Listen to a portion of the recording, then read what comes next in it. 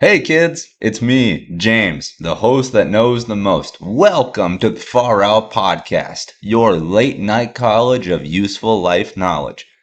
And boy, do I have a lot of knowledge that I want to talk about today. But before we dive right in, I just want to give a nice friendly update to the podcast itself. Hopefully, judging by the audio quality on this, you can guess that I'm getting a little better at this because I've gone back and I've listened to the older episodes of the show, even though that sounds incredibly conceited, it's the truth. And I'm trying to figure out the best way to physically sit in relation to the mic so that I'm not getting a lot of feedback. And I found that I think I'm sitting too close. So today I'm trying to literally ease back a little bit. And hopefully that works out well. And the tests I did prior to you hearing this recording and the pre-recordings I did, it sounded better. So I hope that that translates well, to all the audio devices you guys are listening on and all that stuff. But also, I've got this snazzy background image, this cool intro music, and I'm trying to do better transitions. And as I jump from topic to topic, at least for this week, because again, I don't want to do a lot of editing, but this week I was like, let's give it a shot.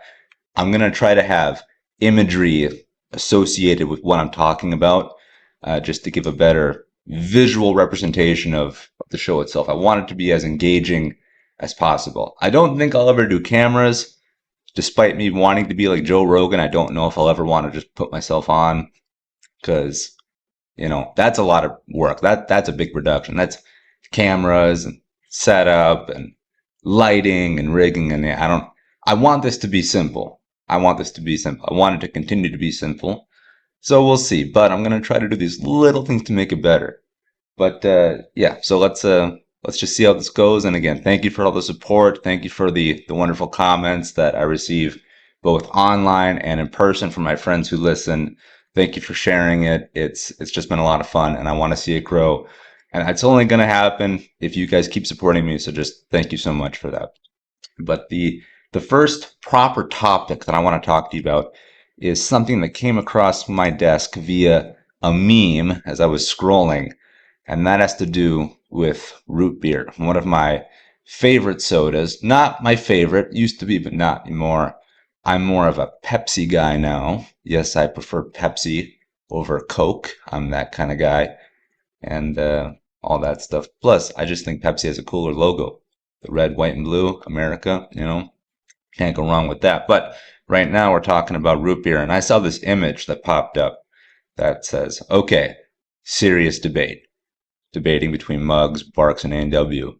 And this is interesting. This is very interesting because aside from A&W, some of these brands, well, two of these brands, Mug and Barks, have almost no marketing. There's no commercials, no billboards, no posters.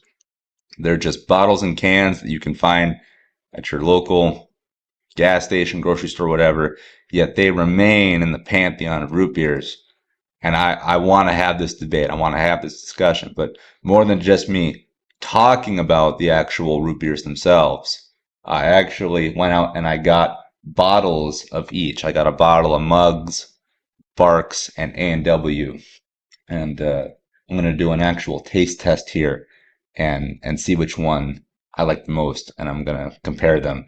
Because I could just go off the dome and be like, oh yeah, A&W is the best, but I don't know. It's been a long time since I've had a Mug, so we'll see which one does come out on top. Honorable mention to another root beer that is not going to be on this list, which is 1919.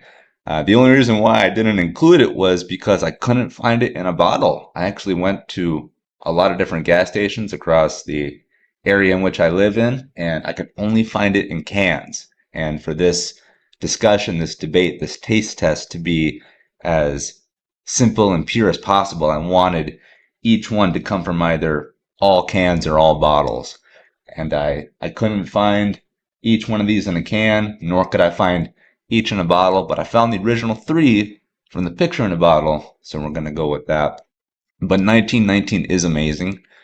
There's a bar I like to go to called JL Beers that actually has 1919 root beer on tap, and that's phenomenal. So, despite these three here, based off of just the memory alone, 1919 might come out number one, but who knows? Maybe Barks will, blow the doors off and whatnot with a taste test here. So, yeah, we're going to have a root beer debate because I think this is fun. Root beer is an incredible soda, but inside that umbrella term of root beer, there are different kinds of root beer, and so we're gonna figure out here which one I think tastes the best because this is riveting podcasting, listening to a guy drink various root beers and so on and so forth.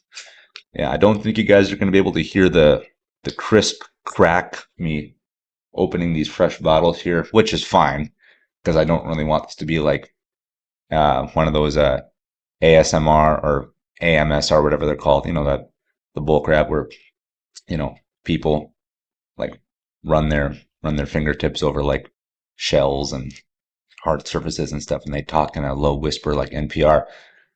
I can't stand those videos. They're supposed to be relaxing, but boy, they just annoy the crap out of me. They're so pretentious. Anyway, I'm not going to do that. The Far Out Podcast will not be one of those podcasts, one of those shows. But if you happen to pick up some bottle feedback here, some of that good fizz action, well, then there you go. Okay, so we are starting with a taste test of the mug root beer here out of a bottle. So hold on just a sec, and I'll get back to you.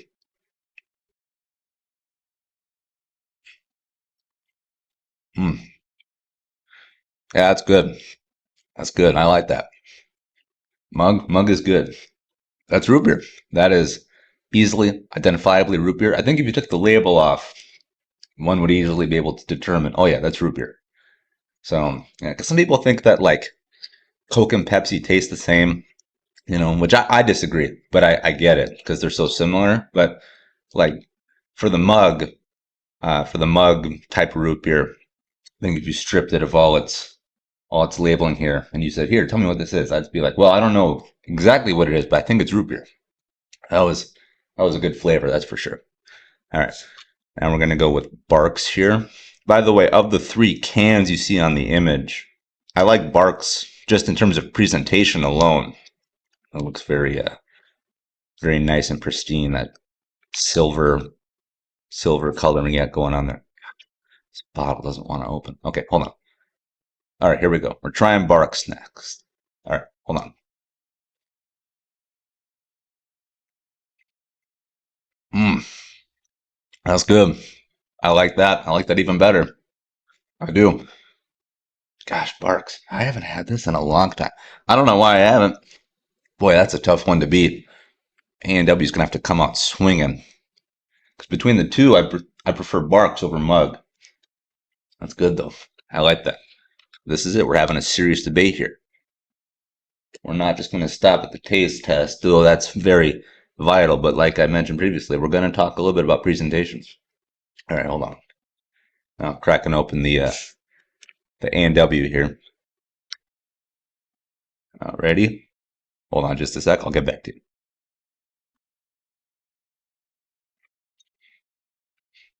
Wow, that's tough. That's tough. Okay, so for me right now, Mug is in last place. It's in the third spot. No discredit to Mug. That's a very good soda, very good root beer.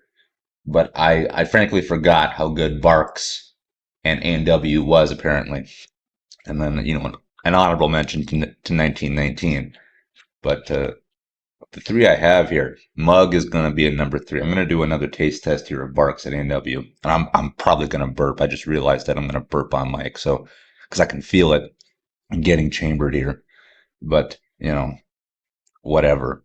All right, hold on. I'm going back for seconds here on the Barks. Ah, oh man, yeah, that's good stuff there. All right, now I'm going to go for another hit of the A&W.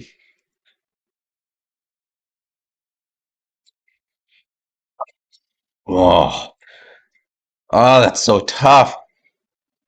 That's so tough. I think I gotta give a slight edge to bark though. I do. In flavor, I mean it's so close, but again, we're talking about a few different variables here. Because I'm gonna talk. Okay, let me get into this here. So A&W, like as a brand, is the winner because that has restaurants, burgers, fries, milkshakes, and so on. Plus, when you go to an actual A&W establishment, you can get root beer in a frosted mug off the tap, so much like 1919. That presentation, that container it's brought in, uh, adds a different factor to how you're going to enjoy it. So from a brand recognition, because again, branding is important.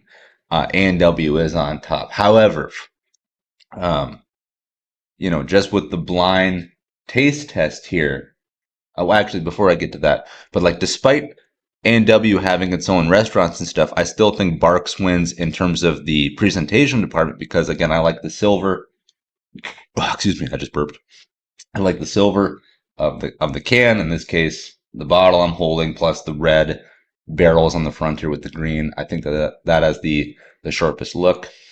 So A&W wins in terms of branding. Barks in terms of presentation, which you put front facing towards the consumer. But in terms of actual taste of the bottles that I just drank off of here, I'm going Barks number one, A&W number two, Mug number three. These are all very good. I will enjoy drinking these over the course of a couple of days, but just off of a pure, root beer flavor debate, all these bottles I bought at local gas stations around me, I got to go with Barks because there's just something about that taste. I don't know what it is. I don't know how they make it different.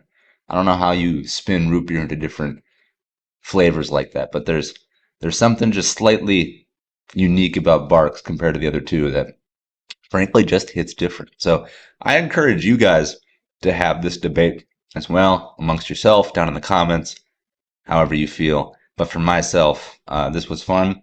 I'm glad I did this. So Barks is number one there for me. Again, riveting commentary that you're going to get on the Far Out podcast. Everything from movies, TV, to politics, to sports, and to beverages. So, all right, moving on. As I mentioned, TV. I'm going to segue into TV now. Seamless segue. The Agency on Paramount Plus. It continues to blow me away. I'm eating it up with a fork and a knife here. The Agency, despite it getting off to a slow start with episode one, and I don't mean slow in a negative way because it's very methodical. As I said last week, it's like a glass of wine. In the first episode of the season, there's like no combat. It's all just espionage, uh, political thrillers, getting into the world, to the mindset of these characters. And it's interesting. It lays the groundwork. But then in episode 2 and 3, you really get to see everything get flexed a little bit. And in episode 2, there is some fighting, some gunplay, some bang bang and pew pew, and my gosh, it's pretty gosh darn great. Because the thing about the Agency is that it's literally globetrotting. You have the core cast that you're watching back in London. Okay, this is interesting though, because you're following a CIA branch. So part of the U.S. government. You're following the CIA, yet they have a station. They have a station in London. So it's like a joint ops type thing, which again is really interesting. But the majority of the characters so far have been American, and so you have their side of the story. So they're dealing with the espionage, the deals under the table, the torture of prisoners, and so on and so forth. And they're trying to get information that can affect these operations going on across seas in different countries. And what I find so interesting is that there's this hole in the Agency, there's this mole and whatnot, and there's this guy went AWOL, there's this agent that no one knows where he is, and he could leak sensitive information. And one of the pieces of information that he has pertains to a operation going on in Ukraine. that deals with Ukrainian intelligence and soldiers as well as Russian intelligence and soldiers.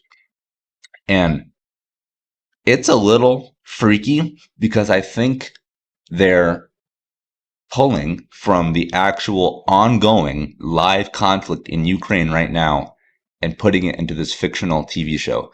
That's a little weird. The fact that they're doing a TV show about a war that is still being fought and decided right now as this podcast is getting recorded. Normally when we see, these kind of war thriller series, they're set after the fact because there's history to look back on so you can determine storytelling and writing and characters and so on and so forth. But again, this has to deal with Ukrainians and Russians fighting in Ukraine, and it's like I didn't realize that when I started the series. I didn't realize it was going to pull from such real active things, but here we are, and it adds a level of tension, and there is a chill factor, and there's also a bit of a I don't know. I don't want to say disgusting, but that's the only word that I can think of. There is a bit of a disgusting factor with the notion that, again, this is ongoing, yet we're watching a fictionalized version of it, an exaggerated version of it in our comfy apartments and homes and so on and so forth. So you have to kind of acknowledge that and remove yourself from that to fully enjoy it, which could be a bit of a mental hurdle there. But again, I don't know if it's pulling on legitimate, intel from the war itself. But again, it features Ukrainian operators and U.S. operators fighting in Ukraine against Russian operators, which is actively happening right now. So, okay, just laying that groundwork there. The actual episode itself, the two episodes that I watched, episodes 2 and 3, are crazy because the ramifications of the guy that went AWOL back in the CIA, operating center is affecting the situation in Ukraine. And so now this kind of trap, this clamp that the Russians have set up for the Ukrainians is closing. And so the Ukrainians and this American Delta operator, they got to get the heck out of Dodge. So they're trying to remove themselves from Ukraine, get to a safe position, and get to an extraction point and get out of there. So they're fleeing. They're fleeing. They get in the car and they're booking it across the country just with whatever they have. 2 guns, 2 pillows, the clothes on their back type stuff. They just got to get out. And they're driving and they know where they got to go. But then Russian intelligence is catching on to them, so they are actively looking for them across the landscape there of Ukraine. And our heroes that we're following, they get to this Russian-controlled checkpoint on the road, and our guys, the American operator as well as the Ukrainian operators, they have to look as inconspicuous as possible. So they can't go around the checkpoint. They just gotta drive right through. They gotta treat it like a toll service. Just show your papers, give some money, hopefully get waved on through. So they roll up to this checkpoint, and they're immediately surrounded by Russian soldiers, by the Russian army. Crazy, scary. And the good guys that we're following, the Ukrainians and the American, they give the papers. They say, we're just trying to get through. That way is a war zone. We're just civilians. We got to move. The Russians are checking them out. All the while, the camera pans down. You see the guy in the passenger seat of the vehicle. He has a gun pointed at the midsection of the Russian soldier there closest to him. So there's just a door separating the passenger there to the Russian soldier. And our guy has a gun pointed at the door ready to just pop him and whatnot. And the Russians are checking the papers and stuff. And then they say something to one another. It spooks our heroes, and a gunfight ensues. The dude in the passenger seat with the gun low blasts the Russian guy through the door, and all hell breaks loose. And you have these 30 Russian soldiers just open fire on this vehicle. And you have to suspend disbelief enough for this, because again, it is TV. Minor spoiler. but they get through the checkpoint and they carry on and they go about their business. But if this was real, not only would they be thoroughly dead, but that's a nightmare scenario. Absolutely a bloody nightmare. You're in a hostile part of the foreign country you're working in. You go to a checkpoint controlled entirely by the enemy, and all the while, these dudes are checking their papers, checking your tabs. You're surrounded, 30 guns pointed at you, 30 versus 3, and then some shooting happens. Who do you think comes out on top? If it were real, that car would be immobilized in about 2 seconds because you get one shot off on the driver. That's it. You're done. You can't go anywhere. Even if they capture you, you're going to definitely lose at least the driver. So you're down to one, or excuse me, you're down one. Now you have a total of 2 remaining.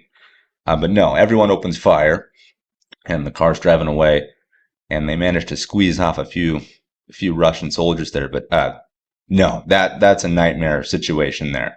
To have to go through that, to have to go through an enemy checkpoint. But again, the combat, the actual gunplay is sparse. It's not a Call of Duty game. It's not like John Wick. There's little snippets of it sprinkled throughout the series, at least through the first episodes I've seen. And so when it happens, you're like, holy crap, that's a gun. Holy crap, they're shooting each other. What's going to happen? But yeah, just imagine surrounded by the enemy. The only way out is through, and they just hit the gas and they just drive and they pray their car doesn't get stopped and the driver doesn't get shot. And it's crazy, absolute nightmare scenario. What's interesting though is that hold on. So before I get to that, the nightmare scenario continues because now they punch through the checkpoint. Russian army immediately gets into their vehicles and follows them, so they're being pursued. So now it's one car versus like 12. And then at one point, our heroes get some distance between them, and then their vehicle runs into like a ditch or a pothole, like a deep crevice in the ground, maybe where some landmines were being planted or removed. I'm not fully sure, but anyway, the car bottoms out into this chasm, and they can't get it out. And so now your car, your main mode of transportation, is disabled. I mean, why don't you just bend over and kiss your butt goodbye? Because again, you have active hostile military. You have a hostile military pursuing you in their vehicles with all their dudes, and the only chance you had was speed and maneuverability. And then not only did you have to punch through this checkpoint, but now your car is disabled and you have to continue on foot. And then they do continue on foot, and then there's a nice little gunfight there, and our heroes survive. Again, it's suspension of disbelief, and again, spoilers, but we're going to talk about it. But it's great because you see these snippets of action, and they're so moving and they're so impactful because they're rare. But yeah, just again, the checkpoint alone would have made me, just vomit from fear, and then the fact that we're being pursued and then our car gets disabled. I mean, I would have been like, well, that's it, we're toast. But yeah, they carry on. But then in episode 3, after our heroes have survived that gunfight, they actually get another car, I believe. At some point, yes, they do get another vehicle, and then they're driving, and then they get close to their recon point where they're going to link up with some other friendlies. Then they realize that Russians have sent out drones to fly over the forest to survey them where their vehicles can't get, where their foot soldiers can't get to. Which again, that's a very, very real thing. If you look at the war in Ukraine now, a lot of it on both sides is being fought by drone warfare. There are literal videos, either from the drone itself or from GoPro cameras on soldiers' helmets looking up going, what the heck is that noise? They see a quadcopter that's the size of a pizza box, fly over them, and the thing drops live grenades, or the drone will literally just nosedive into the soldiers that it wants to target and blow itself up with the explosive ordnance it has attached to its body. I mean, that's very real. And so again, they're pulling the agency is pulling from from real examples of warfare going on right now, which again is creepy, but it's entertaining too. So anyway, this drone flies overhead and they're like, crap, the car is big and it has a heat signature from the engine block. We need to ditch the car to make ourselves smaller. So we're going to go on foot. We have to get rid of our own heat signature somehow. But then we also have to get rid of the heat signature of the engine block itself, because that's at least if they detect that, that's a starting point of where they can continue to look from to find these Ukrainian and American operators. So what happens is that our heroes ditch the second car, but before they fully abandon it, what they do is they pop the hood and they douse the engine in water to kill the heat source, and then they cover it up with foliage, and then they move on and move out. And the drone can't detect them, so it flies away. I want to know who the show's technical advisor is, because I've never heard of that maneuver ever. I don't even know if that works, because I feel like you would need a lot of water for that to happen to be effective. But if that is real, if that's something that real operators are trained to do to ditch their ride effectively, to not just leave it, but to also kill any detection from it, I mean, that is some Gucci outside of the box thinking there. The problem is, though, is that I don't know, again, I don't know how effective that would be, because I feel like, you need a lot of water to do that, which would kill the water source you have for you yourself. And the human body needs more water than it does food, and it needs that more readily available. So you're eliminating a highly sought after resource, but also the steam from the engine. The steam is also a heat source as well.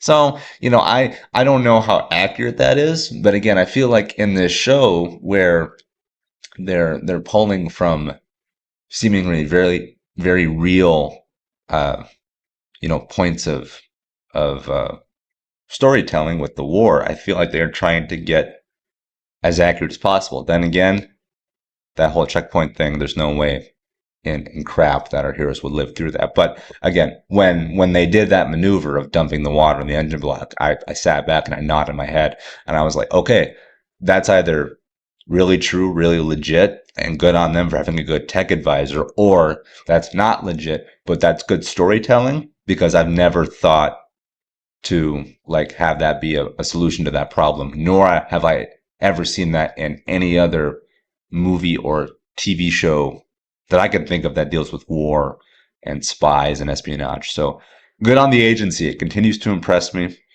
There's another episode out on Paramount right now. They're doing week-to-week releases. I am not caught up, but I'm very much looking forward to watching the next episode that I have on my queue here. And then in the next episode of the podcast, I'm sure I'll talk about it. But yes, The Agency is on Paramount Plus. I recommend it highly. It has a great cast, great production value, and it has been renewed for season 2. So again, I really recommend getting on this boat early so you can enjoy the ride. But yeah, that's The Agency. Keeping it with TV, though, good spy military combat TV. There's a TV show on Amazon Prime simply called Reacher. It is about the character known as Jack Reacher, who is a military, I think he's a military police investigator, special investigator inside the military police, something like that. And it's great. It's based off a series of books, and prior to the Amazon series taking place, there was a couple of movie adaptations with the character of Jack Reacher. And if you don't know, Jack Reacher, described in the books, is huge. He is a Bigfoot of a man. He looks like he can just rip a human being in half without breaking a sweat. So he's massive, broad-shouldered, huge muscles, solves any problem with his fists. so on and so forth. But in the movies, that was not translated because the titular character of Jack Reacher was played by none other than, you guessed it, Tom Cruise. Thomas Cruise Ship, the man obviously known for his tall stature, broad shoulders, huge hulking biceps, played Jack Reacher. Now, I love Tom Cruise. I think he is a national treasure when it comes to filmmaking, but it's not that tall. It's not that big. Not that strong. He's superhuman, clearly. The crap he does to make movies happen. Throwing himself off buildings, breaking his legs. True story. He did that, threw himself off a building, broke his leg, and then he continued running when he landed. And, so he's putting his body on the line for our entertainment. God bless him. But he's no Jack Reacher. He's not a big guy. He's doing a lot of work for short guys everywhere. God bless him, because I'm short. And shoot, if Tom Cruise can make it, any of us can. But he's not a big guy. So big guy on page, little guy on the screen, not a good translation. Hence, those movies ended after 2. I like the first one a lot. The first one is simply called Jack Reacher, and I like it. It's good. The second one is called Jack Reacher, Never Go Back. And I saw it one time, and I intend to never go back to that movie. Butt up shot, rim shot. It's not bad, but I mean, it's not good either. So, and that was evident when they never made a third one. But Tom Cruise is fine, and he's just fine. But anyway, Jack Reacher goes on ice for a little bit, then they bring him back on Amazon to do a more faithful adaptation. And you got this huge guy named, I think his name is Alan Ritchson, and he is just a hulking man, and he's totally imposing, the biggest guy in the room, so on and so forth. And the show is now entering its 3rd season, and there's a teaser out online that's like 45 seconds, even with the logos in front and and the credits in the back. It's like 30 seconds really, so it's like 30 to 35 seconds of actual footage. And in the season 3 teaser, in the little snippet we see of season 3, the main bad guy is a guy bigger than Alan Ritchson, bigger than Reacher, physically bigger, not just taller, but like more muscular. And again, I'm gonna throw up a picture of Reacher here on the screen when you listen to this portion of the podcast. And so just this image alone, the image you're looking at right now is the hero. And imagine someone bigger, thicker, meaner than this guy right here, and that's the villain. I didn't know humans could get that big. We know they can get super tall because of the NBA and basketball. But again, this guy is a crap brick house. I'm trying not to swear. He's a crap brick house of a man here. I'm actually going to look up real quick how tall Alan Ritchson is here. Hold on just a second. Alan Ritchson, height. Okay, so according to Google, which is never wrong, he is 6 foot 2 inches. That's the hero, Jack Reacher, of the TV show Reacher. This new bad guy, I don't know who he is. If you watch the teaser, I mean, he has 1.5 feet on him easily. So he's got to be 7 feet, I think. I mean, at least 6'10". His biceps are the size of my torso. So, it's crazy. The bad guy they have for Reacher season 3, they must have grown him specifically in a lab, because he's just a giant of a dude. But yeah, similar to The Agency, I recommend Reacher very much. That's on Prime. I can't recommend it for the exact same reasons, because, as I said, The Agency is much more tactically focused, more methodical, more a glass of wine. And Reacher has good tactics. It does. They have a good tech advisor there too, over at Amazon. But it's much more popcorn, couch fun. If The Agency is wine, Reacher is beer. But I love Reacher. I think it's a great series. I've enjoyed the first 2 seasons. I'm listening to an audiobook from the Reacher series right now. It's fantastic. I hope that gets adapted at some point to the series. So I'd recommend it. Reacher season 3 premieres in February, and it is only on Amazon Prime. So check that out. Okay, we're gonna keep with the spy thriller storytelling aspect of the show here, and I want to talk about another piece of storytelling here from another series. And this one is just a series of books, which did have a film adaptation, but never got properly off the ground, which is very sad. And I'm talking about the Mitch Rapp uh, series of novels, one of them being named American Assassin. That's the title of a book. Technically, the first one chronologically, because that was a prequel to the rest of the series. But American Assassin is a spy thriller novel that got adapted, excuse me, pardon my language. It's all the root beer talking. It got an adaptation into a movie called American Assassin as well. And that came out, I think, in 2014, I think. But yeah, I really enjoy this series.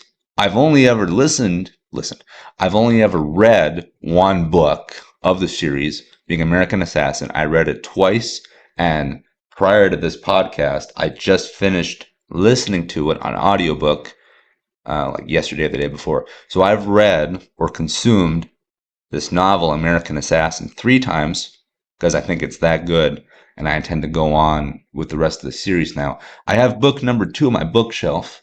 If there was a camera, you could see my bookshelf.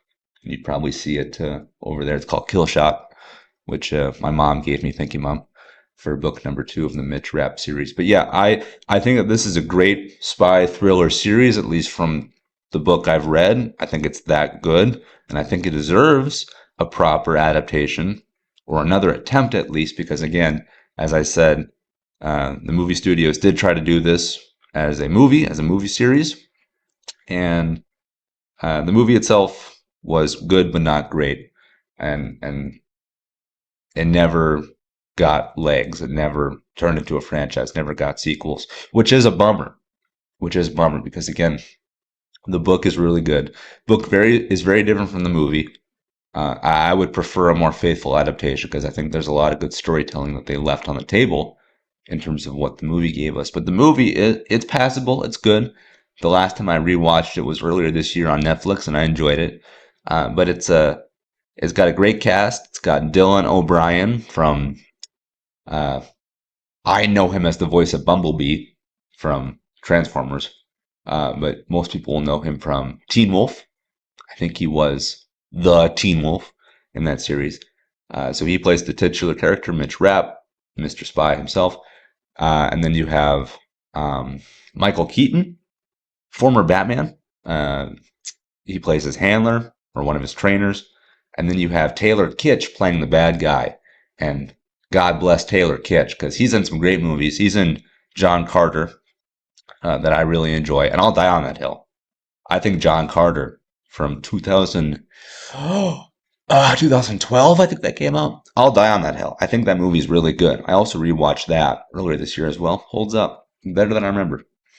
So I really enjoyed that. But Taylor Kitsch has had such a lousy career, and it's not his fault. He's a great actor, but he was just in stinker. Well, yeah, he was in stinker after stinker, but he never stunk in those movies.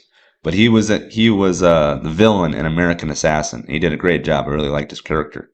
But yeah, the series never took off. But it's a great spy thriller series of novels, and in a world where we have James Bond, Mission Impossible, The Agency, Reacher, you have this book series sitting on the shelf waiting to get another crack. I think there's at least 20 novels. If you want to do movies, you do them correctly. There's 20 movies right there where you can get 20 seasons worth of television. It's so I think it's really good. I think people should check out the Mitch Rapp series of spy thriller novels, and then check out the movie as well. And hopefully, if it gets enough traction, there will eventually be another adaptation. There's no talk about that anywhere. The last thing I saw was just a hopeful article stating that, again, hopefully someday we'll get another bite at the apple. But as of right now, there's nothing going on with that series, which is unfortunate. But for those of my listeners who are local, because again, I live in the Midwest, I live in North Dakota, go Vikings. I've been to Minnesota a lot in my life. The author of the series, his name is Vince Flynn, who tragically passed away many years ago. But his name is Vince Flynn, and he is Minnesota born and raised. I think he was born in Minneapolis. Don't quote me on that. Go Google. You can Google it. But I know he's born in Minnesota for sure. He might have been born in Minneapolis. But yes, he is a Minnesota author who at one point had one of his books optioned to be made into a movie, and it did get made into a movie. And the movie, again, good, not great, but I mean, shout out to the Midwest. We made it. We made it, dang it. Josh Duhamel, Transformer fame, he's from North Dakota. Well, Vince Flynn wrote some great books, and by golly, he got on the silver screen.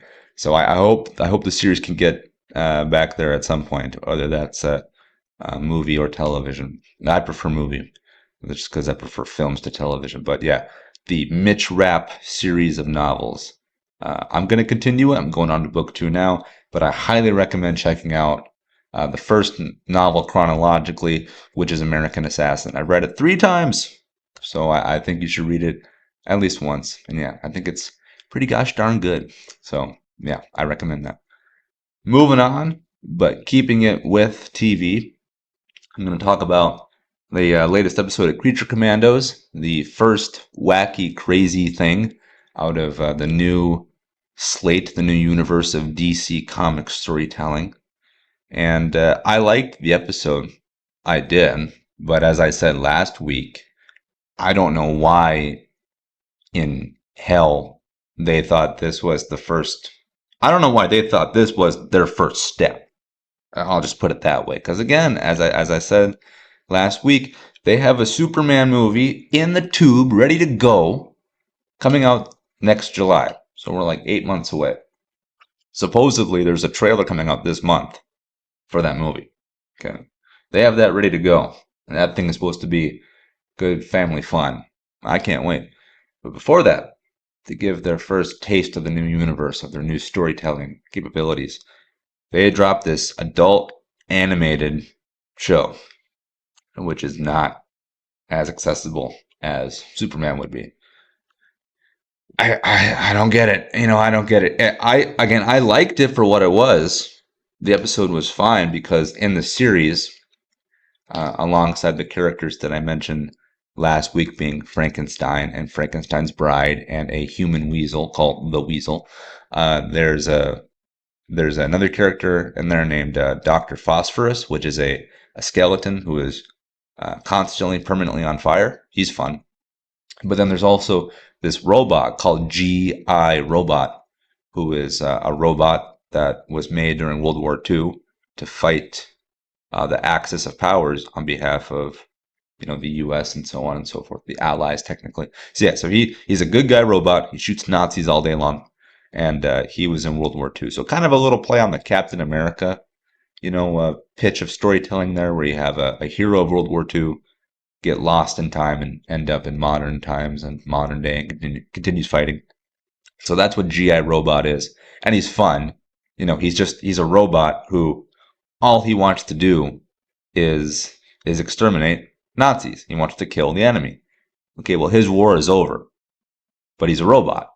It's like that's his programming is to defeat Germany and win the war for the Allies. Okay, well what does he do now that the war is over? And so he's trying to get readjusted into society while also continuing his prime directive. So anytime he and his crew of creatures, hence Creature Commandos, anytime they come upon someone even remotely hostile, G.I. Robot will turn to his companions and he'll ask, "Is this guy a Nazi?" And they'll say, "No, no, no, no, no," because G.I. Robot's ready to blow him away. God bless him.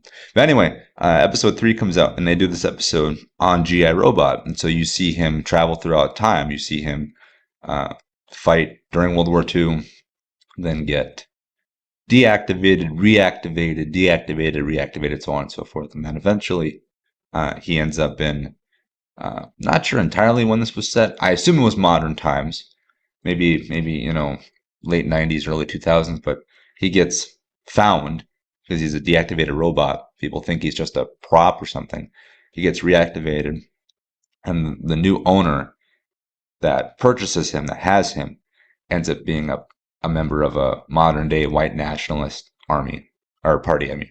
And so this group is amassing this small little army, saying we need to continue the Reich. We need to continue what Hitler started. White power. Down with diversity and down with all the other people and the minorities and stuff like that. And so GI Robot goes on a killing spree, set to some good music, and you know, and it's fun. It's fun because he's fighting modern day Nazis and stuff like that. And they're clearly Nazis because they're all tatted up with swastikas and stuff like that. Um, but the literal presentation of it, the actual combat, it's bloody, it's gory, it's horrific. You see guys get cut in half by this robot, and this robot has guns for hands. Shout out 21 Pilots. That was a total fluke. It's my favorite song, by the way. My favorite song by them, and also my favorite song ever is Guns for Hands by 21 Pilots. But yeah, GI Robot, he does click clack, and his arm transforms into a gun, and he goes pop pop pop pop pop pop pop pop pop pop pop pop. Because the last time he was able to kill Nazis was in the 40s. He gets deactivated, brought back online, and he's like, "Oh, Nazis are still present. Good for me." Click clack, pop pop pop pop pop pop pop. So he's having a ball. So it's fine. It's fun. It was entertaining enough. But again, if you're squeamish to violence, to blood, to gore, it's not for you.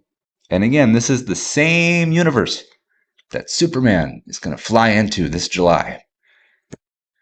People will say the argument of, well, Captain America exists alongside Deadpool. Okay, that's true now. That's technically true now. But before Deadpool became part of the Marvel Universe, you had 3 Captain America movies, 4 Avengers movies, all colorful, all bright, all family-friendly fun.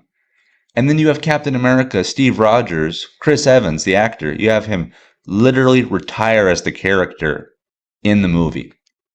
Spoiler for Avengers Endgame if you haven't seen it. But Captain America, throughout all his time traveling, he gets literally old, too old to be the soldier, and he passes on the shield.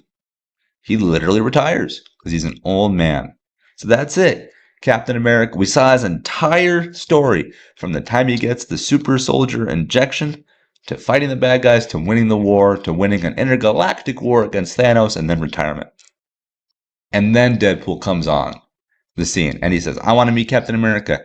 Well, he's kind of retired, Okay, so we already had the family fun. Now Marvel's going into more raunchy, bloody stuff. Good for them. Whatever. But again, we had family fun fare first. DC is doing it the completely backwards way here. We have this, again, super adult animated show come on the scene with blood galore and swearing galore and sexual innuendo galore. And then they say, "Oh, hold my beer." Superman comes into theaters just this July. As I said last week, I don't mean to just reiterate my points, but I'm going to take my mom to Superman in July. We're going to go see that thing opening day. I can't show her Creature Commandos. So it's weird. Again, for the universe that's trying to get off the ground or that's trying to get its feet under itself, that wants to appeal to the masses, its first thing it doesn't appeal to the masses. But again, I find it entertaining enough just because they're setting up everything around this show. They name drop the home of Wonder Woman, Themyscira. So, okay, that seed is planted. I think at some point they name drop Metropolis, the home of Superman. The seed is planted. There's a lot of cool stuff there. It's in this very adult package. So, what are you gonna do? Hold on just a second. Hold that thought. Kids, don't go anywhere. Don't turn that dial. I'm gonna take a drink of root beer again. Because I'm parched from talking about my love-hate relationship with with the new DC storytelling. So yeah, I hope they're good, man. There's so much they can do there, and in the same way we have 300 Marvel movies, 100 shows over so many years. I want that for DC, man. My mom and I, we go to all these, almost all of them together. Man, I want that for DC. So I hope they can really stick the landing, but man, they're just off to kind of an awkward start here. Anyway, keeping it with DC though, something that I'm looking forward to as a production of theirs. But again, I don't know if I can take my mom to this. My mom is the bar. Mr. James Gunn, who is the head of DC over there at Warner Brothers. Mr. James Gunn, nice name by the way. Uh, if I can't take my mom to it, that could be an issue. And what I'm talking about here is that recently there was a newly announced DC movie, and it is a movie based on the Batman supervillain known as Clayface. Yes, Mr. James Gunn and DC Company are making a Clayface movie. I have some thoughts on this. The nerd in me is like, holy crap, yes, please, where do I sign? Because Clayface is awesome, and there's a lot of stuff you can do with that. Um, but the simple moviegoer in me is like, interesting choice, interesting choice. There's not much known on the movie production itself. A release date was given for 2026, as well was I believe, writer director, and that at least I know he's the director. Unless he might write it. Anyway, the filmmaker behind the Clayface movie, his name is Mike Flanagan, who is a horror filmmaker. He's known for his scary movies. Here, I'm going to look up his filmography. Yeah, everything he's made, at least from the titles that I can see here, look like they're scary in nature. He's made movies such as Ouija, like a Ouija board. Because sure, he made a movie called Doctor Sleep, which is set in the world of The Shining, so that's also scary. Let me click on some other ones here. Hush. He wrote a movie called Hush, or directed a movie called Hush, which is a slasher film. So yeah, so this guy has a filmmaking pedigree, set in the horror landscape here, and he's making a Clayface movie. On paper, I don't like that. Or well. Let me rephrase that. On paper, that can be really good or really bad because there's a lot of potential for it to go either ways. I'm not a fan of horror movies. I watch a lot of movies. I enjoy movies. I have every streaming service. I love TV, as you can tell from this podcast. I'm a big fan of entertainment. Not a big fan of horror. Despite that, though, there are some horror movies that I do like, some more scary fare that I do like. Some of them are like Alien, Terminator, A Quiet Place. By the way, I think A Quiet Place is a perfect film. Literally perfect. Yeah, I think it's tremendous. Go watch that if you haven't already. I think that movie is fantastic. And then there are some movies that are coming out that I'm interested in that are more scary because I'm a fan of creature features. I love a good creature, and I love the concept of a human literally losing his humanity, becoming more thing than man. So I'm there for creature features. I am. Creature from the Black Lagoon, um, and so on and so forth. Trying to think of another good creature feature. The Invisible Man is arguably a creature feature. It's kind of a diet one because you could segue that into, well, depending on which version you watch. Um, Even if you watch the more technology explained one, that one is still kind of um, a human becoming more of an idea than an actual thing. So that's kind of adjacent to creature features, but that's what I like. I like the idea of a man becoming this creature and what he does with new powers and this lack of control. Hence why there's a new movie coming out this January called Wolfman, which is a take on werewolves, which is a horror film made by Blumhouse, which is known for their horror. But I like it. I like the trailer. I think it looks good. I'm gonna go watch it. It's one of those rare times to where a scary movie comes out and I'm like, looks good to me, looks interesting, looks entertaining. And that's the thing. For me, as someone who doesn't like scary stuff, if you want to get me in the theater, if you want to get my money, you have to make an interesting premise. Hence why I love the Invisible Man movie from 2020. I think that thing is tremendous. I should rewatch that. I will rewatch that actually, and I'm sure it'll be just as good as I remember. I love A Quiet Place. I think that movie's tremendous. And that is a great premise, very interesting, and so on and so forth. So for Wolfman, of what I've seen of it, it looks interesting. A man becomes a wolf slash man creature thing, terrorizes you know, a town or a village or a family, whatever. Looks good to me. I plan to go see it. That's a scary movie. Clayface, it being given to a horror director, there's a lot of scary elements you can pull from that I think can be made accessible to most audiences, including those who don't like scary stuff like myself. With Clayface, you can get into the world of some real kind of body horror, body dysmorphia. Is that the terminology? Where like, depending on what iteration they take, they could do the one to where like he gets exposed to a chemical compound that makes his molecular structure like clay, more gelatinous, and so his body's kind of dissolving constantly. So he has to constantly reform himself, which is interesting because Clayface can like imitate people. So like he can like shape himself into other people. So like with him being a Batman villain, like if he ever found out who Batman was under the cape and cowl, spoiler, his name is Bruce Wayne. Clayface could then theoretically um, shape himself into Bruce Wayne, and then he could wreak havoc on him that way. Like imagine if Clayface assumed the identity of Bruce Wayne and then just like drained his bank account. What's Batman's superpower? Money.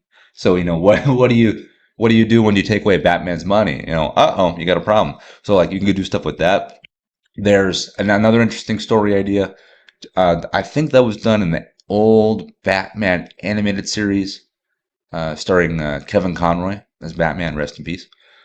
Um, but in that one, if I remember correctly, Clayface started out as an actor who I'm gonna get raked over the coals for this one, but he started out as an actor who was getting really crummy work, wasn't getting the big movie deals, the starring roles, because I think he was deemed too old or too ugly, and so he takes this drug, he injects himself with this substance that makes him look young and presentable and vibrant so that he can get more movie roles, and he gets drunk on that idea, and so he's constantly injecting himself, and then eventually he takes too much to where again his whole kind of face and body start to dissolve and stuff.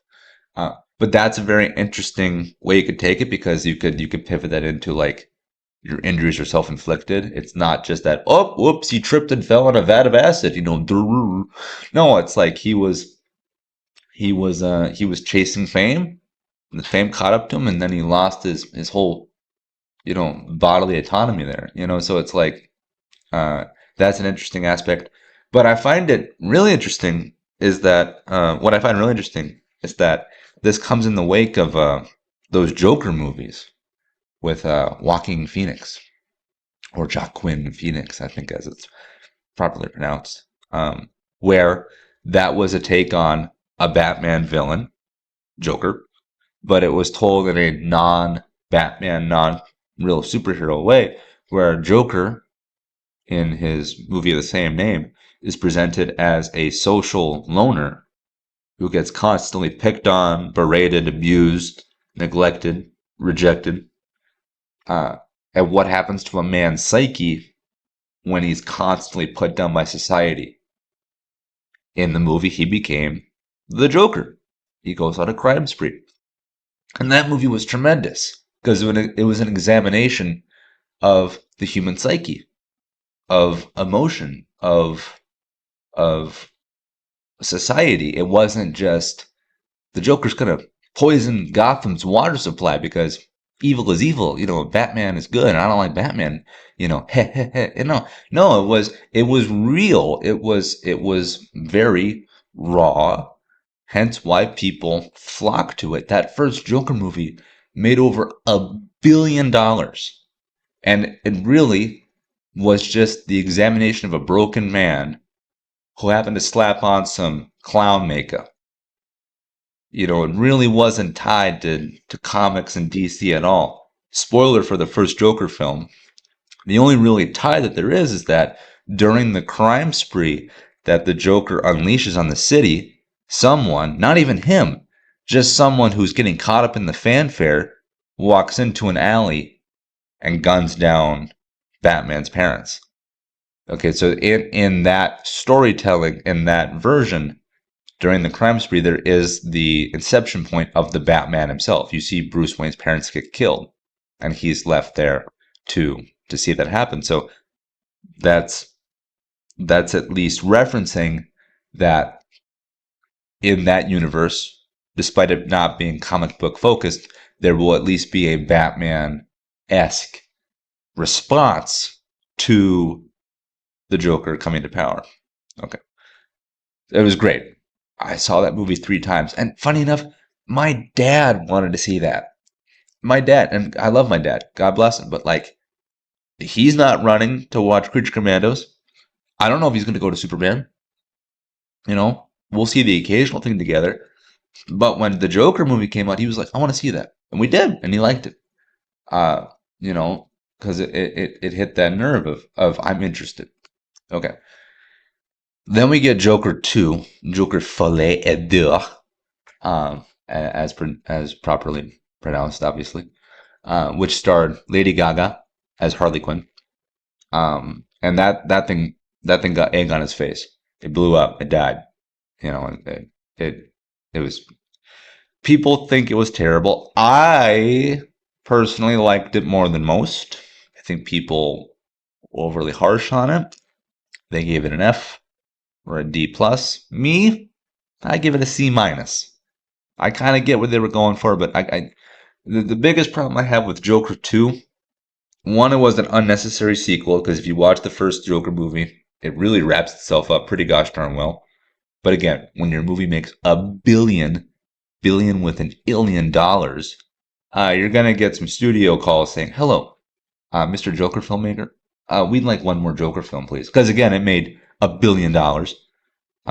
By the way, the guy that made that Joker movie, his name is Todd Phillips. If you don't know who he is, he made a couple of movies called The Hangover. He is responsible for the Hangover trilogy of films, which are adult, raunchy comedies. Pretty funny though, if you ask me. But he makes these stupid cheeseball comedies, and then he goes to Warner Brothers and says, "I want to make a Joker movie that's ultra serious, real, and in your face," and he makes $1 billion. So the guy from these stupid drunken comedies cranks out a Joker film that's just this art piece galore. It's like anyone can be a good storyteller. Like anyone can do this. It's not rocket science. It's just a testament to a good story. Anyway, he goes back to the drawing board after receiving probably a very healthy check, because Warner Brothers wanted a sequel. He makes Joker 2, and nobody liked it, because the biggest problem with Joker 2 is that I feel that it undid its own predecessor. I think if you watched Joker 1 and Joker 2 back to back, which I gosh darn near did, there's like a 2-day gap in between when I saw those movies. Joker 2 completely. Joker 2 makes Joker 1 completely irrelevant. It really kind of spits in its face. It kind of says, "Who cares?" to what came before, which is a big no-no, because again, your first movie was beloved by audiences, made a lot of money, which funded Joker 2. The only reason there was a Joker 2 is because the first one was adored so much. Then Joker 2 comes out, and goes out of its way to say screw part one. Yeah, I could see how people got mad about that. I'm not saying I liked the movie. I liked it a little bit. I liked it ish, but I got it. I could see where the track was leading to. So when I was in the theater watching Joker 2, I was like, oh, they're gonna they're gonna unravel Joker 1 here. I was like, okay, I see it coming, so I'll I'll live with it. So yeah, so Joker 1, A minus, arguably A plus movie in my opinion. Joker 2, big C minus at best, at worst D minus, and whatnot.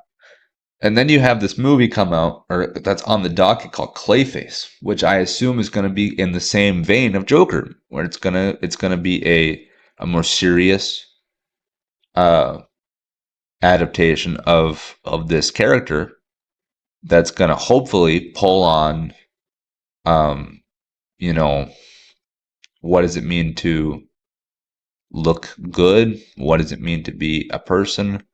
What if I could be anyone, even someone with influence? I mean, there's a lot of social commentary you could pull on with a Clayface type of character and a Clayface type of movie. So I'm really looking forward to it because again, I think this could be one of the rare instances where you have a horror-esque film that appeals to non-horror fans like myself. Plus, I like Batman. Plus, I like Clayface. I think he's a cool character. But you can do a lot of cool stuff with special effects. There's so much you can do there. So Clayface is set to come out in theaters in 2026, which is interesting too because no, wait, no, no, no. Is that 26 or 28? Look that up. Hold on just a second. Let me see when Clayface comes out. When it's supposed to Clayface movie. Boy, it sure is what's the deal with airplane food? You know, what's the deal with that as I type incoherently on my computer? September 11th. Ooh, September 11th, 2026 is when um the Clayface movie is coming out. Boy, that's a very specific date there. Okay. Which is interesting though because there is a Batman movie coming out eventually at some point that's going to stand alongside the new James Gunn, DC universe. But that doesn't have a release date yet. So we have a Superman movie coming out in 2025, and then a Clayface movie coming out the next year, 2026. I don't think they're going to be able to segue a Batman movie before Clayface. Certainly not after Superman. They'd have to start that thing in production like right now. That's interesting. I wonder if this villain movie, this horror esque movie, this R-rated movie, is that going to be our first introduction to Batman? To a new Batman? Again, wow. If that's true, that's bold. That's a bold choice. Because yeah, you'd have to get a Batman movie production like yesterday to get it out summer 2026. There's no way. That's nutty. Unless Batman appears in Superman, which I don't think he is. I don't know if you can keep that a secret. That's crazy. We might get our first look at Batman, at the new Batman in a scary movie. He might be a supporting character. That's really interesting. It's a bold choice. I don't know if it's a good one. But then again, I didn't make the call to start off the new DC universe with an adult animated series. So they're all known for their bold choices over there. It's a bold choice, Cotton. Let's see if it works out for him.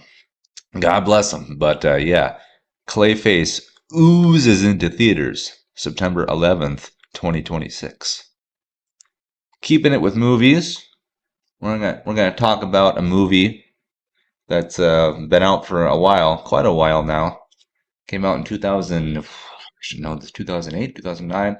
I've been rewatching Avatar, not the animated one with the four elements there. Not the show. Great show, by the way. No, I'm talking about the Avatar with the blue cat people. Hold on just a sec and take a drink here.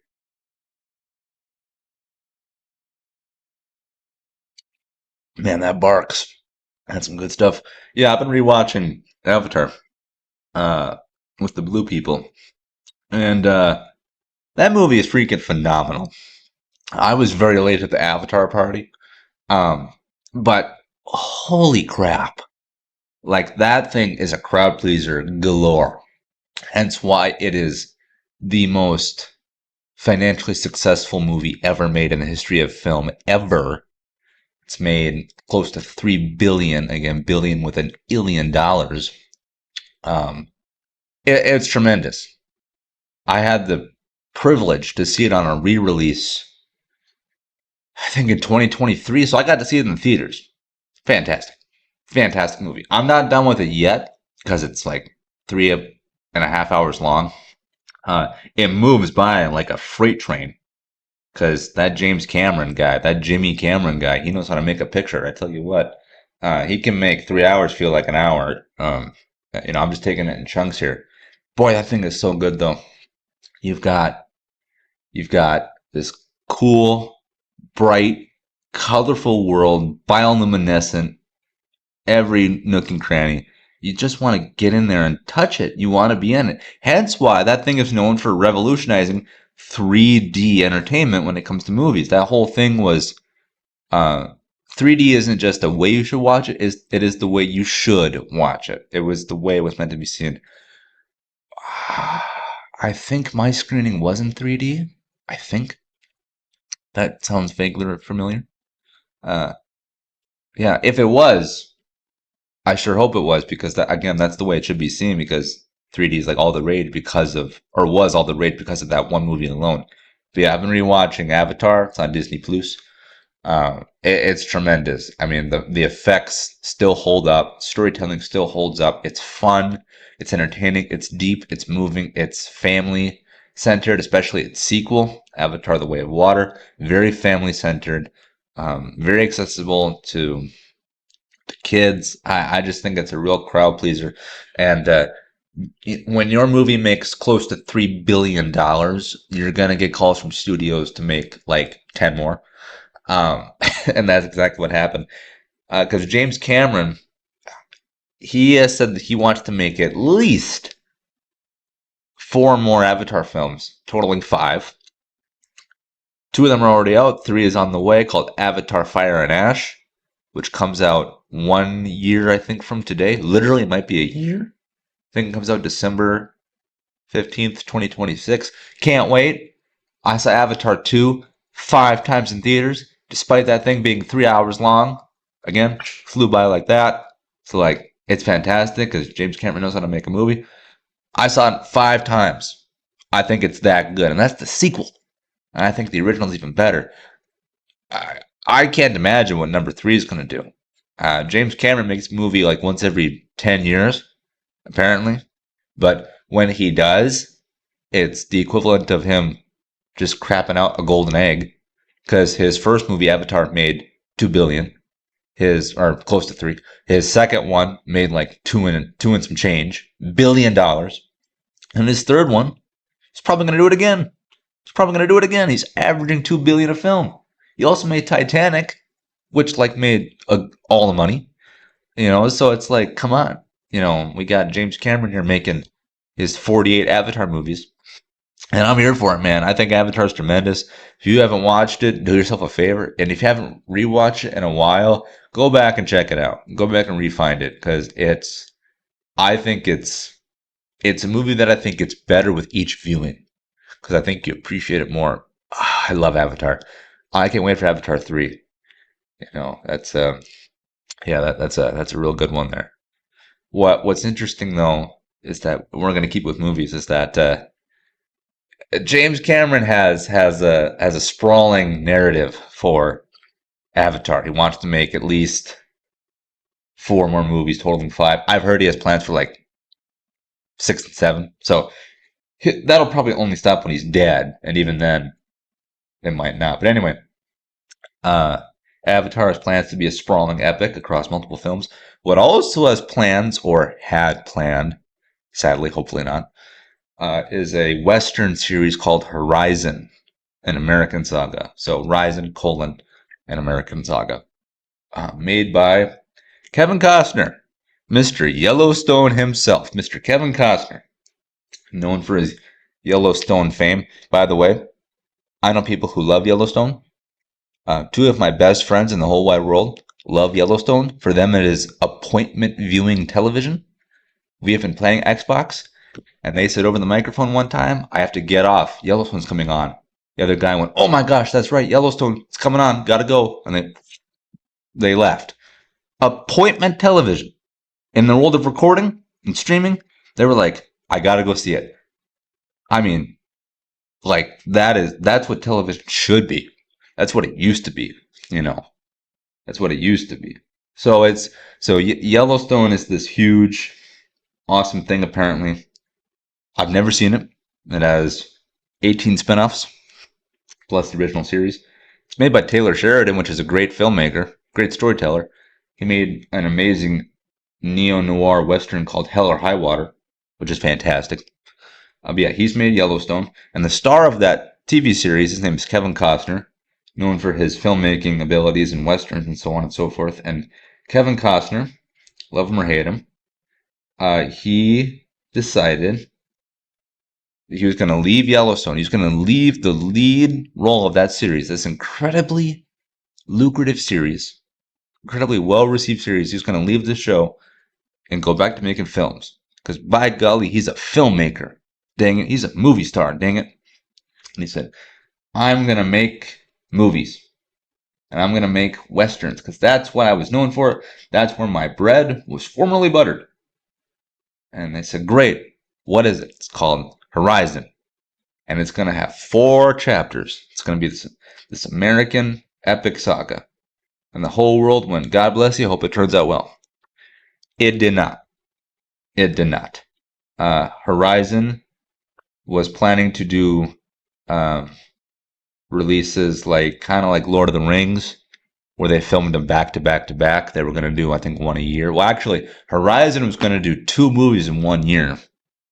There were 2 chapters set to be released in 2024, and then the other 2 I think were going to be released in 2026, because they made the first 2. So number 1 and number 2 are done. Number 1 is out. I watched it. It's good. Number 2 is in the tube, ready to go. And then he was going to go back and finish 3, because I think he started 3 when 2 got finished. And then he has to go and start number 4 whole cloth. The problem is, though, is that these are expensive movies. They look like $1 million because they costed $1 million to be made.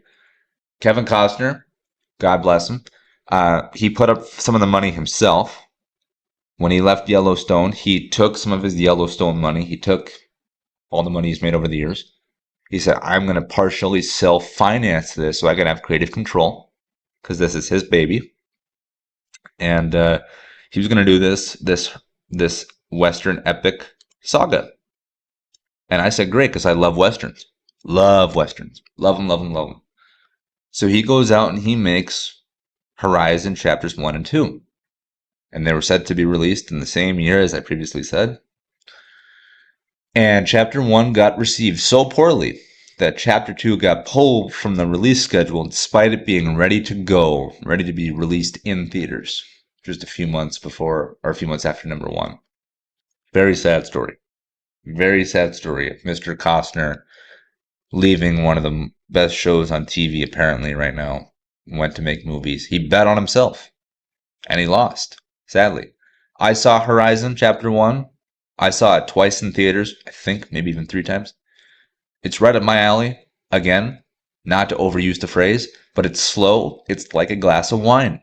It's not bang, bang, pew, pew, we're cowboys, hoorah. No, it's about the settling of America, the moving of, Native Americans, the conflict that brings with it, the Civil War, because it sprawls over time, so we're seeing it, it's following a family, but the backdrop of it is the settling, the founding of America itself, I think.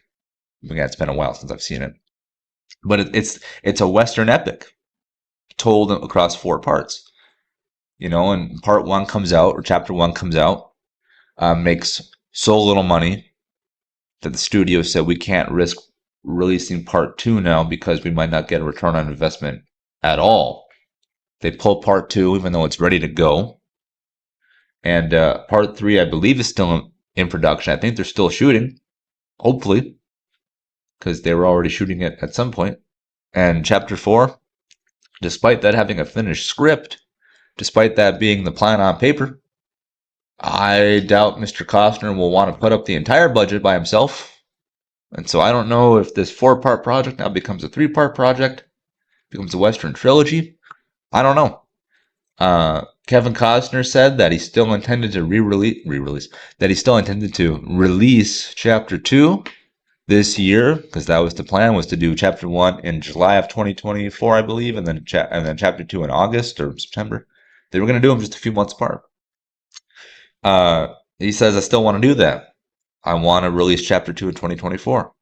Well, Mr. Costner, Kevin Costner, if you're listening, and I know that you are, you're running out of December. You're running out of 2024 here. You have about 2 weeks. 2 weeks and some change. Plenty of time. Plenty of time. You can do it in a day, I think, hopefully. So if you're going to do it in 2024, you got to get to it. Otherwise, please release them. I'm begging you. I love Westerns. But what I hate more, well, what I'm more passionate about is when a story is left unfinished. I love a good conclusion. I love a good happy ending. A good send off, good cherry on top. I really, really hope you don't try to cram 4 movies worth of storytelling into 2. I hope you don't try to cram 4 into 3. I hope you get all 4. But if you have to do it in 3, I'll take 3. But please, from everything I've read on this project, Chapter 2 is ready, and I'm waiting. And Chapter 1 did not get the response I thought it would. But, again, the darn wine analogy. These things age like fine wine. Okay? It's going to build an audience. Okay, I bet more people have seen it now than they did in the theater because it made so little money. But Chapter 1 is really good. It's on DVD. It's on Max, the streaming service. So I think it's only grown in popularity. So I think we're ready for Chapter 2. There. I just made the decision. Kevin Costner, we're ready for Chapter 2. I'll call you later. We'll iron out the details. So yeah, Horizon, an American Saga, was a 4-part Western epic written, directed, starred, produced, and financed by Kevin Costner of Yellowstone fame. And sadly, Chapter 1 started with such an abysmal launch that we might not get to see the conclusion of his epic. So hopefully, but always in motion, the future is.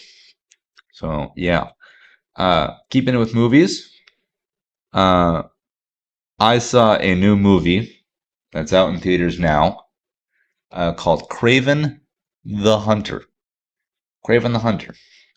If you don't know who Kraven the Hunter is, I don't blame you, because I don't know who he is either. And I love these movies. I read comic books. I don't know who Kraven is. He's a Spider-Man villain. He got his own movie. It's very similar to how the Joker got his own movie. Clayface is getting his own movie. They said, Kraven, you're a Spider-Man villain. We're going to give you your own movie. And everyone said, okay, sure, I guess.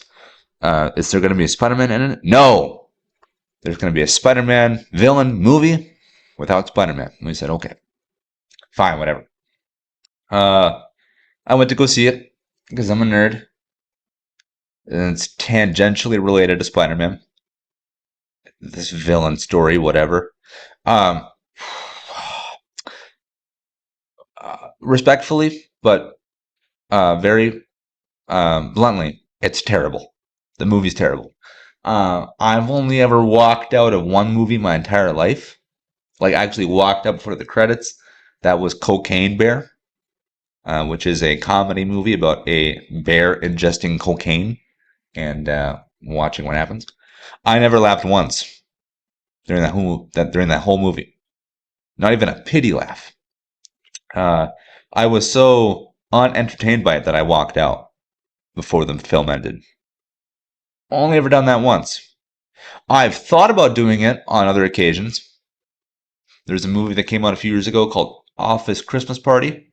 I should have left. There's a movie that came out a few years ago called Madam Web, which is actually related to Kraven the Hunter a little bit. I thought about walking out on that one.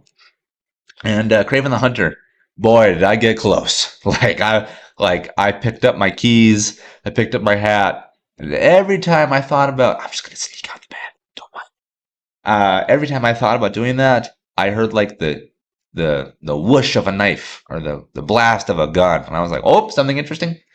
And so then I'd sit back down, readjust, watch a little more, and be like, nothing happened. So I'd get ready to go, and then something cool. And now it was just a lot of bait and switch, a lot of the hook's in the water. Come get it.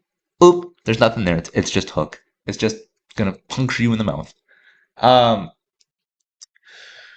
yeah. So the story was not interesting. The action, what little there was to keep me in my seat, was not good. The literal dialogue, like the words said out of their mouths, uh, not only was it not good, but I didn't think the acting was good. Like, I thought even the delivery, the enunciation of the words they were paid to speak, I thought they did a bad job. The movie didn't make sense. It introduced things, but never explained why they were the way that they were. It never explained what the stakes were. The movie kept jumping from it's about family to about revenge to about protecting people to about killing people to about wildlife to about maybe Spider-Man, maybe not so much, not really. I can't believe a movie kept changing positions like this. I mean, like, what are we talking about here? It never found its footing. What I'll say positively about it, though, is that I actually like the ending because Kraven the Hunter is so I on this is honest to Christ. I thought this is what Kraven was because he's related to Spider-Man, and I knew just a minuscule amount about him. Spider-Man gets bit by a radioactive spider, becomes Spider-Man. Okay, there's that. You know that. We all know that. Kraven has superhuman, animalistic, lion-like abilities. Honest to Christ, I thought he got bit by a radioactive lion. I was wrong. That's not what happens to him, apparently. They should have done that. It would have been interesting.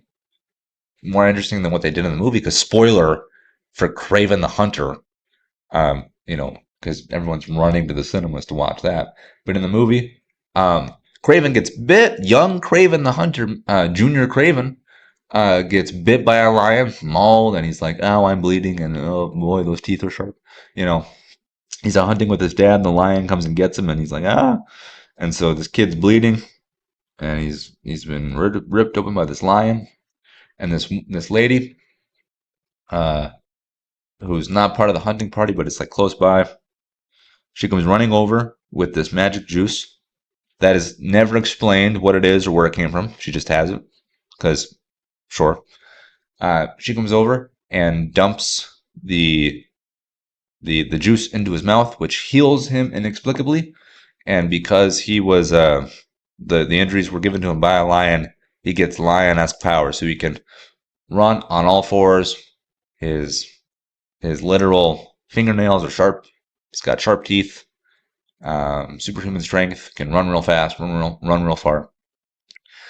And that's that. But yeah, I would have preferred that he'd been bit by a radioactive lion than getting some mystery Gatorade thrown into his mouth by a stranger. so there's that. And then at the end of the movie, the one part I liked is that there is a rhino-esque villain called the Rhino, who his skin becomes hard like a rhino, and he gets a horn on his head, and they fight, and the whole deal. And despite as how stupid that may sound, I actually liked it. I thought it ended on a decently high note.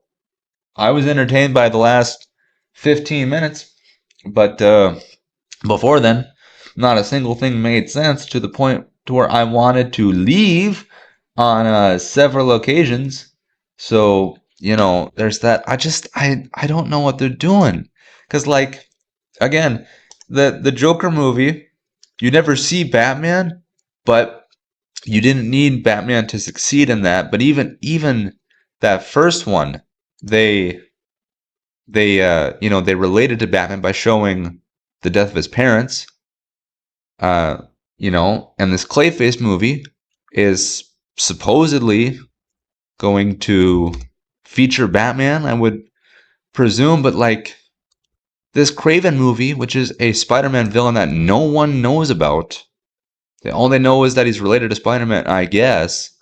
There's no Spider-Man in it, and there's no relation to Spider-Man, and it's like, what are you doing? Like, I mean, if you're gonna make a movie this niche, you have to ranks, and it's like, if you're gonna make a movie that bad, just just give me some sugar on top of the crap, like. And I'm sorry if I'm kind of rambling here because I'm actually Googling something while I'm talking here. Trying to Google the end quote because I'm wrapping up the show here. Uh, I'm trying to look up the quote because I can't remember it.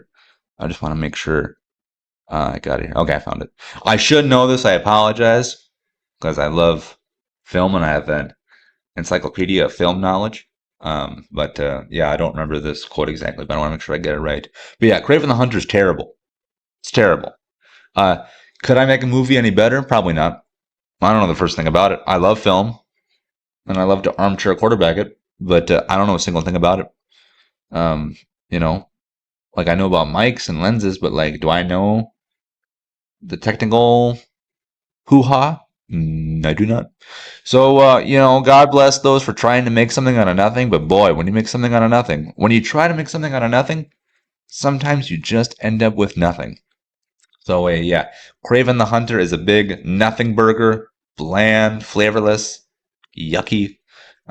So, if you really want to see it, God bless you. Don't let me stop you. But I'm just telling you right now, a comic nerd like myself went and did not like it. Did not like it one bit. And I was going to talk about one other thing. I was going to talk about a book, but I'm not done with it yet.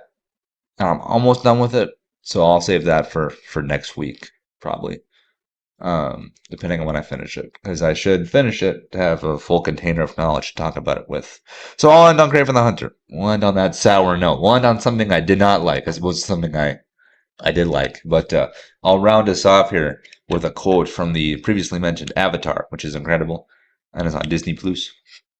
And this comes from one of the characters named Colonel Miles Quaritch, played by Stephen Lang, known as Slang on Twitter, because good for him. And the quote in question from Avatar, which I thought I knew but not entirely, is, "You're not in Kansas anymore.